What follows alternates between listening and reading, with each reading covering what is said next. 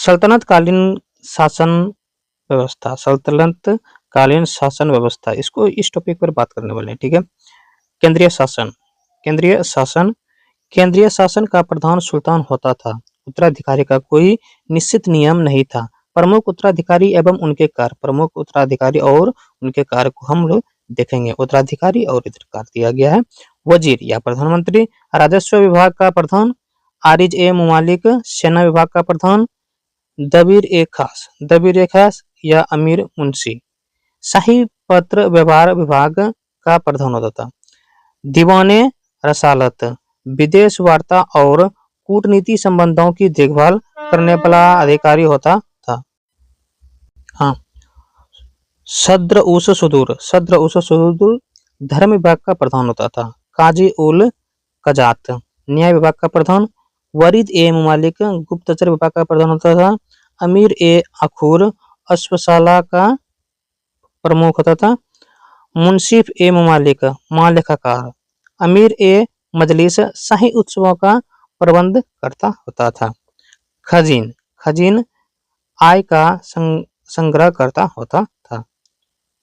प्रमुख विभाग एवं उनके कार्य, प्रमुख विभाग एवं उनके कार्य, विभाग है और उसके कार्य के बारे में। दीवान ए वजारत, वित्त विभाग। दीवान ए अर्ज, सैन्य विभाग। दीवान ए मुस्तखराज, राजस्व विभाग। दीवान ए इंशा, पत्राचार विभाग। दीवान ए रसालत, विदेश विभाग। दीवान ए खैरात, दान विभाग। दीवान ए अमीर कोही, कृषि विभाग। दीवान ए बंदगान, दासों का विभाग। दीवान ए इस्तिहाक, पेंशन विभाग। दीवान ए वकूफ, व्यय विभाग, ठीक है। कर व्यवस्था, कर व्यवस्था दिल्ली सुल्तानों के समय कुछ विशेष कर प्रकार के इस प्रकार के थे। उस्र, मुसलमानों से लिया जाने वाला भूमि कर। खराज, गैर मुसलमानों पर भूमि कर। खम्स, लूट में प्राप्त धन। इसके 1/5 भाग का सुल्तान का अधिकार एवं 4/5 भाग सैनिक व अन्य अधिकारियों का अधिकार होता था, ठीक है। आगे है, लेकिन फिरोज शाह तुगलक को छोड़कर सभी सुल्तानों ने 4/5 भाग स्वयं अपने लिए रखा। जकात, मुसलमानों पर धार्मिक कर। जजिया कर, गैर मुसलमानों या जिम्मी पर धार्मिक कर। सेना की दशमलव प्रणाली, ठीक है, सेना की दशमलव प्रणाली।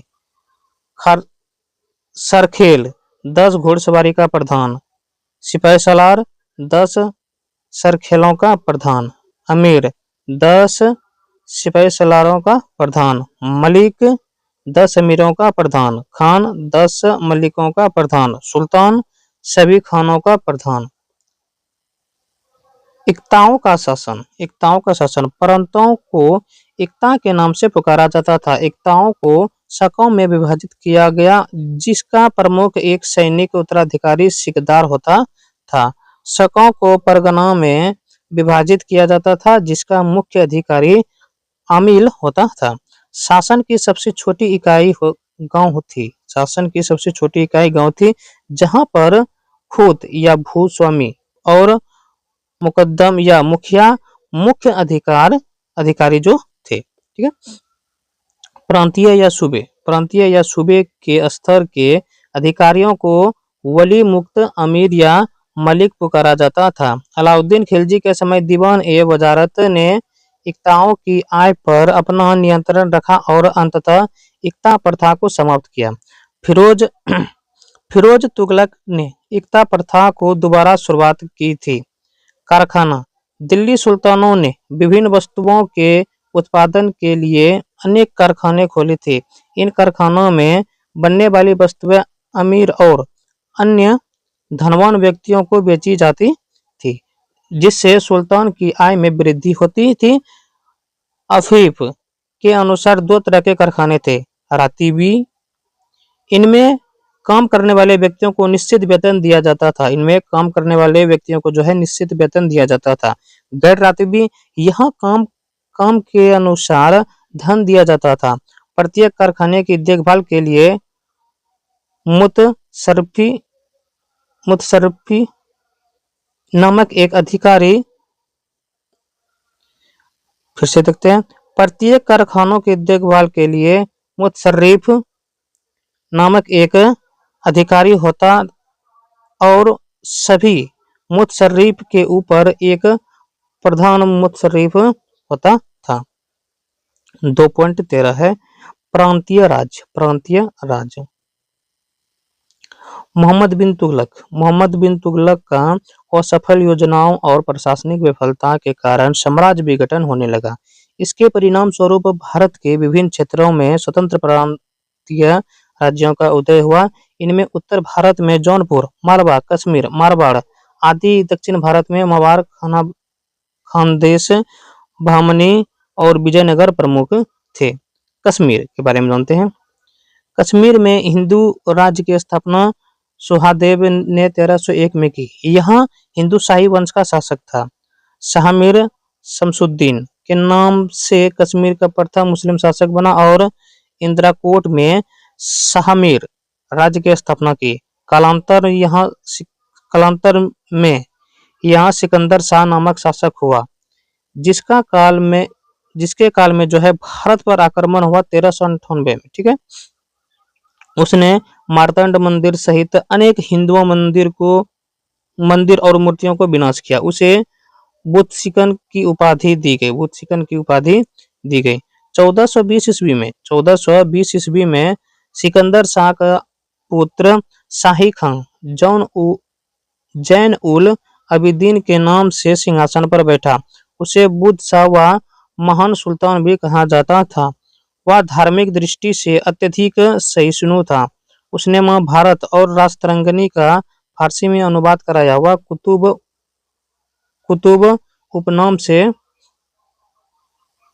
फारसी में कविताओं पर लिखता था और उसने शिकायत नामक ग्रंथ की रचना की। 1470 ईस्वी में उसकी मृत्यु हो गई। कश्मीर के लोगों ने उसे बुटशाह की उपाधि दी।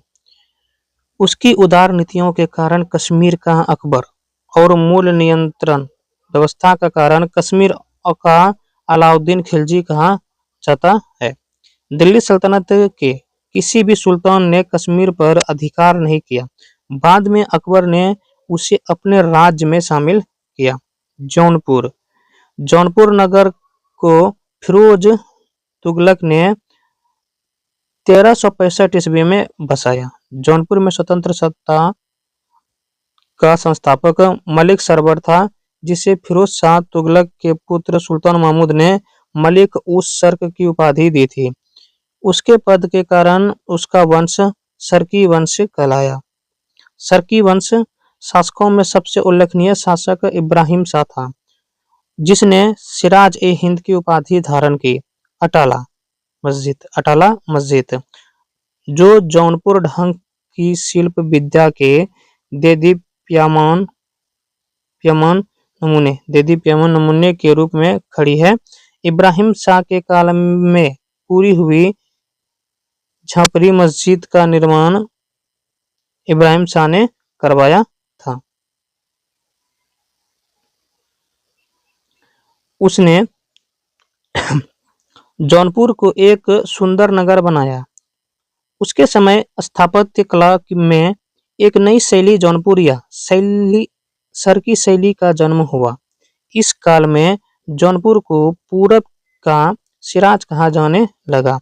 सर्की वंश का अंतिम शासक हुसैन शाह सर्की था, जिसे बहलोल लोदी ने 1479 ईस्वी में हराया और 1484 में जौनपुर को अपना अधीन कर लिया।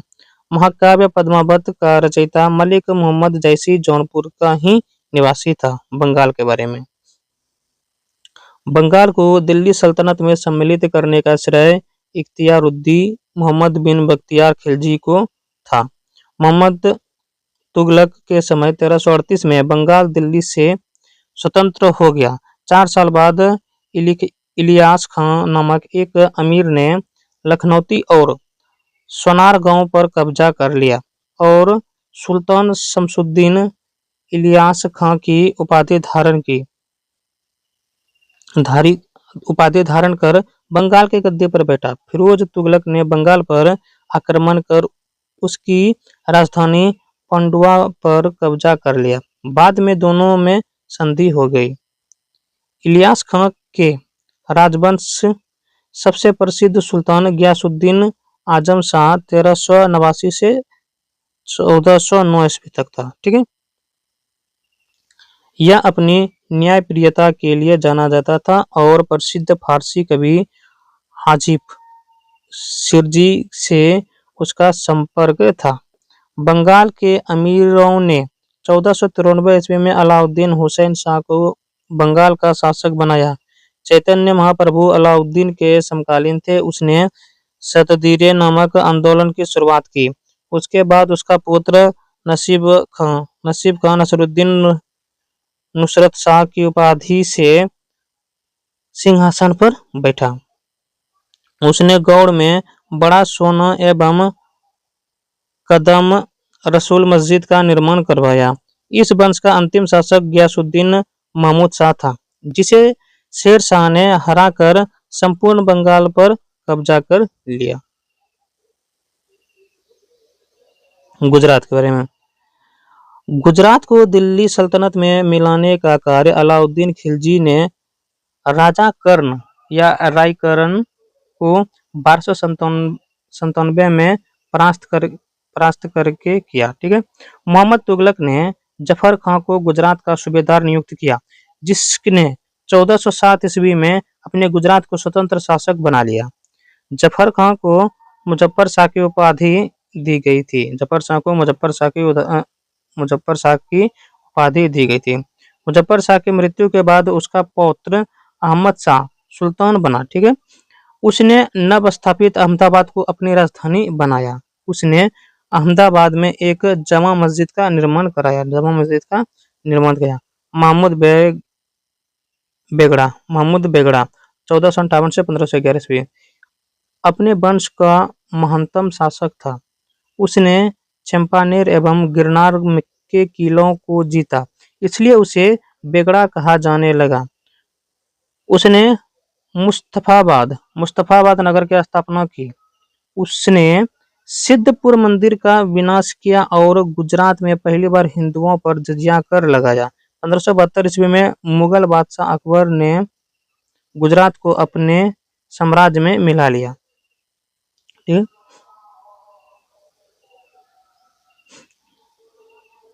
आगे है मालवा के बारे में।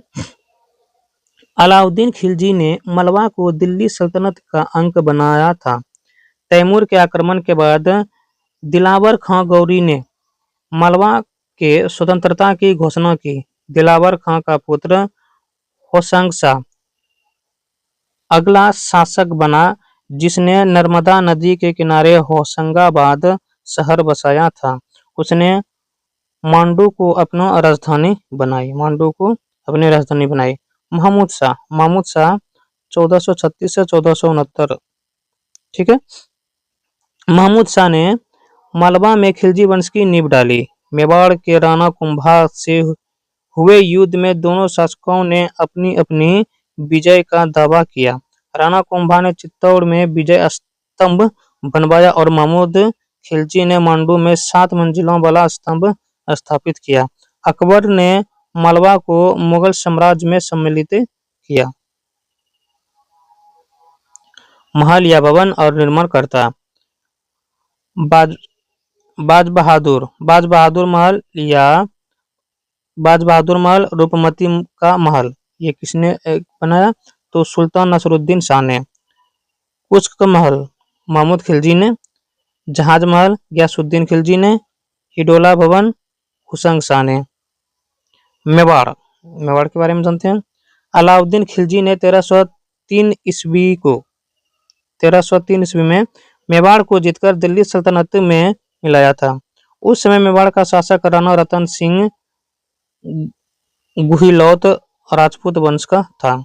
गुहिलौत वंश का शासक सिसोदिया वंश के हम्फीर देव ने मेवाड़ राज्य की पुनः स्थापना की। इस राजवंश का महान शासक राणा कुंभा था।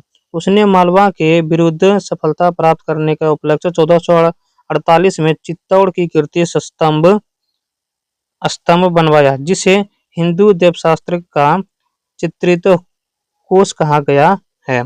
उसके जयदेव कृति गीत गोविंद पर रसिक प्रिया नामक टीका लिखा। 1527 में खनवा के युद्ध में बाबर ने राणा संगा को पराजित किया एवं 1576 में अकबर ने हल्दी घाटी की लड़ाई में महाराणा प्रताप को पराजित किया। अंत में जहांगीर के समय मेवाड़ ने मुगल आधिपत्य को स्वीकार कर लिया। खानदेश खानदेश के स्वतंत्र राज्य की स्थापना मलिक राजा फारूकी ने की। उसकी राजधानी बुरहानपुर थी। असीरगढ़ का किला एक शक्तिशाली सैन्य अड्डा था। अकबर ने 1606 ईस्वी में खानदेश को मुगल साम्राज्य में सम्मिलित कर लिया। चलिए विजयनगर एवं बहमनी राज्य। भारत के दक्षिण तट पर 1336 ईस्वी में विजयनगर राज्य, जो वर्तमान में हम्पी है, इसकी स्थापना हरिहर एवं बुक्का नामक दो भाइयों ने की थी। मोहम्मद तुगलक ने जब कंपली को विजय किया तब हरिहर एवं बुक्का को पकड़कर दिल्ली लाया और उन्हें मुसलमान बना दिया। लेकिन जब कंपली में विद्रोह हुआ तो हरिहर एवं बुक्का को दक्षिण की सुरक्षा के लिए दक्षिण भेजा गया। वहां पर संत विद्यारण्य के प्रभाव में आकर पुनः हिंदू बन गया।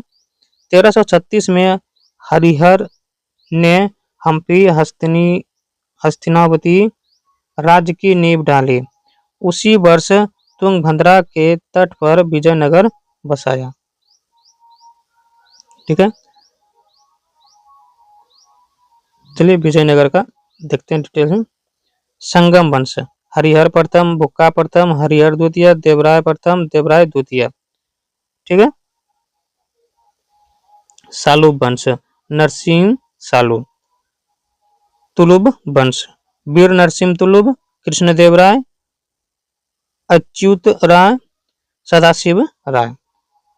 आराविडु वंश, तिरुमल और श्रीरंग द्वितीय।